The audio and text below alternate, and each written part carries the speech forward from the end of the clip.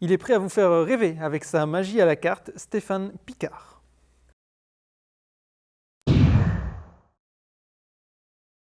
Stéphane Picard, j'ai 27 ans, j'habite à Lyon en ce moment, et puis la magie c'est ma passion et je compte devenir professionnel dans pas longtemps.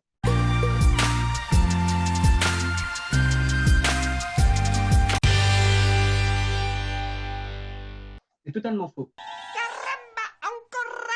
Par contre, je fais de la muscu. C'est une fois où je suis allé dans un bar parce qu'il pleuvait et il se trouve qu'il y avait une dame juste à côté de moi qui était là et je lui ai demandé, proposé de faire de la magie. Elle a accepté et on a fait de la magie pendant 1 heure en one-on-one. Et sachant que ce n'était pas du tout prévu, du coup c'est pour ça que c'est un souvenir quand même assez important pour moi.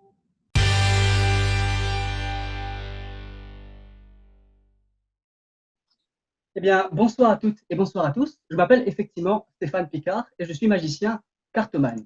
Ce qui veut dire que ma passion consiste à surprendre les gens, à fasciner les gens et même, dans les meilleurs des cas, à faire rêver les gens avec de simples petits bouts de carton rectangulaire comme celui-ci. Sacré challenge, n'est-ce pas? Eh bien, c'est justement le challenge que je vais tenter de relever aujourd'hui pour vous dans le cadre de ce numéro. Donc, sans plus tarder, commençons avec la surprise. Et cela va se faire avec mes cartes préférées, en l'occurrence les 4 rois. Alors, tout se passe bien, on a un premier roi qui est, hop, juste ici. Le deuxième roi, il est un peu plus bas. Je l'ai pressenti un peu plus bas, en l'occurrence, hop. Alors, pour le troisième roi, on va faire encore plus magique que ça. Pour l'instant, rien entre les deux rois rouges. Et pourtant, hop, et là, on est bon. Il y a une carte qui arrive ici, entre les deux rois rouges. Et il s'agit évidemment, mais non, évidemment, c'est un roi, et pas n'importe lequel, il s'agit du roi de trèfle. Alors, pour le dernier roi, on va faire encore plus simple que ça. Pas besoin d'aller dans le jeu, encore plus simple que ça. On effeuille et on est bon. Une carte arrive. Donc, pour résumer, nous avons le roi de cœur, le roi de carreau et le roi de trèfle. Donc, logiquement, vous vous en doutez, ici, on devrait avoir le roi de pique. Mais non. Rappelez-vous, pour ce tour, il est question de surprise. Et donc, ici, on n'a pas le roi de pique, mais on a un message. Et que nous dit ce message? Il nous indique de regarder sur la boîte. Et si on regarde sur la boîte, il y a une carte. Et on est bon, il s'agit du roi de pique.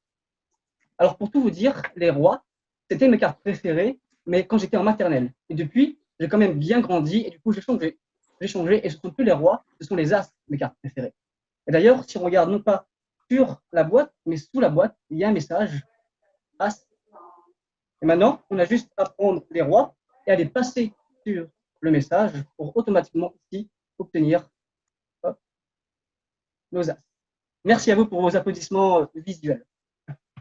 Alors, du coup, la surprise, c'est tout à fait possible. On passe maintenant à la fascination. Alors, d'après mon expérience personnelle et celle de mes confrères, eh bien, j'ai remarqué que les effets magiques qui fascinent le plus les gens, ce sont les apparitions, les disparitions, les lévitations, mais aussi et surtout les transformations. Eh bien, vous avez de la chance, car c'est justement ce que nous allons faire à l'instant, à l'aide évidemment de nos 4 as, ce serait dommage de ne pas les utiliser, et puis d'une carte choisie quelque part dans le jeu. Allons-y par exemple avec la dame de pique, comme ça elle tranche bien avec du coup les as. Donc maintenant j'ai trop parlé, je me tais un petit peu et je vous laisse apprécier tout ça en musique. Audio Jungle.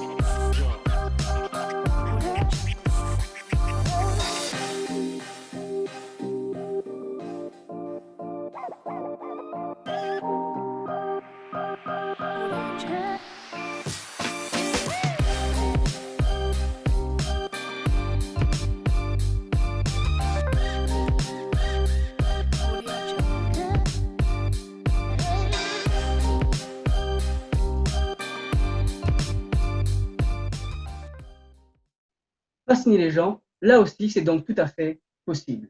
Et bien, pour finir en beauté ce numéro, eh bien, on va passer au challenge le plus dur, mais néanmoins le plus appréciable, faire rêver les gens. Et pour ce faire, on va devoir changer le jeu de cartes rouges. Vous allez comprendre pourquoi dans quelques secondes. Et puis, 3 cartes bleues et donc, effectivement, nos 3 spectateurs. Jean-Manuel, c'est ça. Donc, je vais écrire en fait votre prénom sur la carte rêve. Donc, comme c'est un peu long, je vais mettre JM, si je peux me permettre. Oui, oui, allez, vas-y. JM. D'accord?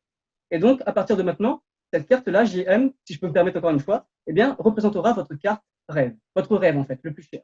Okay. Deuxième personne, c'était qui? Ah, Phil. Très bien. Je vais écrire à nouveau votre prénom. Donc, P-H-I-L.